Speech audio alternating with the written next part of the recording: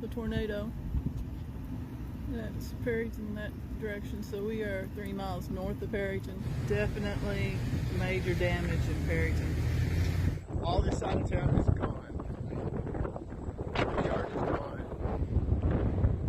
Unfortunately, this looks like this bank building is totally destroyed.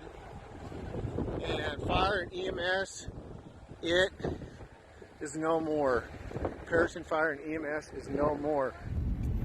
West Texas Gas. This was their facility.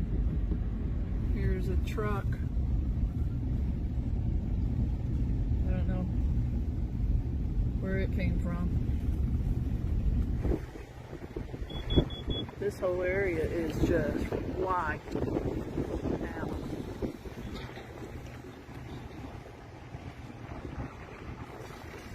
You can clearly see where it ripped right through.